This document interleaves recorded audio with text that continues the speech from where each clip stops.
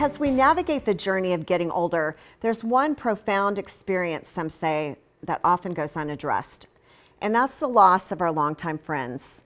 It can bring a unique kind of grief when one by one we lose close confidants. Amy, you believe that this pain of losing friends as we get older is sometimes minimized. Why is that? Well, I think people think because you're older that you're used to losing people. I think if you look back at maybe the first time you lost a sibling or a friend, how painful that is. And as you get older, you have more of them leaving you. So you have your history, you have your memories, you have all that experience together and the grief that goes along with that. So how I think about it has a fancy name. It's called disenfranchised grief. But how I think about it is try to think about getting together with people your own age to kind of experience the same or share the same things that you had when you were that age. Pictures, memories. Don't be afraid to talk about how much you miss them. Yeah, I think one of the saddest things I see is, yes, there is more loss as we age, but then I've seen people that decide that they're not going to connect to others because they don't want to lose anyone else.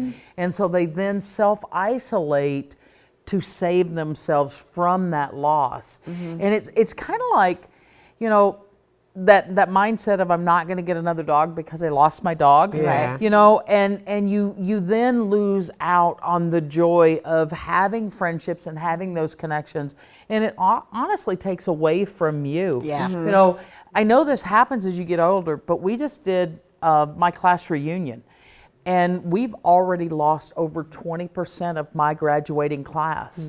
And I was like, oh my gosh, at my age. And then you think about, you know, as we get older, we do have more loss, but there is that expectation that, you know, well, you're old, you're supposed to die, so What do you expect? what do you expect? And so we're not giving our elderly people enough time to actually grieve and go through the grieving process. But what about when many of them are grieving because they feel like many of their friends are leaving and they're still here? Then they feel guilt.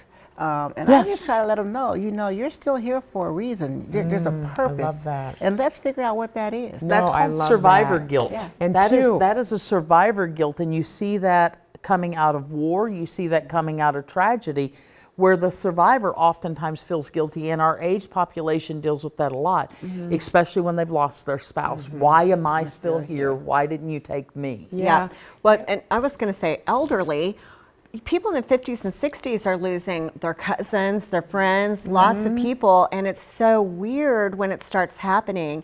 And it really gets you thinking about your own mortality. And the key is to not let it take you down into depression. I sit with a lot of, let's say, widows in their home that say, I just pray every night for God to take me. Why am I still here? And that is serious, that's sad, it's real depression. So what can we do? And I think that being isolated is a big factor in this because you never know when you can meet your next best friend, being with cohorts, as you said, so you can kind of commiserate together and understand each other, like, yeah, no, all my cousins are gone, and, you know, and lift each other up. I remember the first time I met someone, I think she might have been 80, and she had intentionally made friends of different ages.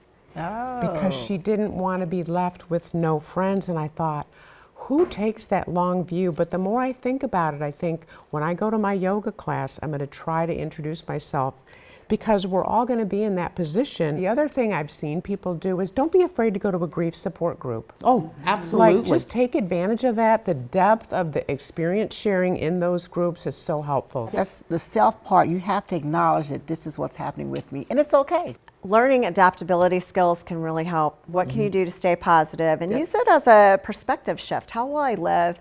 And what can I do to really focus on what matters now? Exactly. All right, we'll be back with more things that matter on Aging Untold.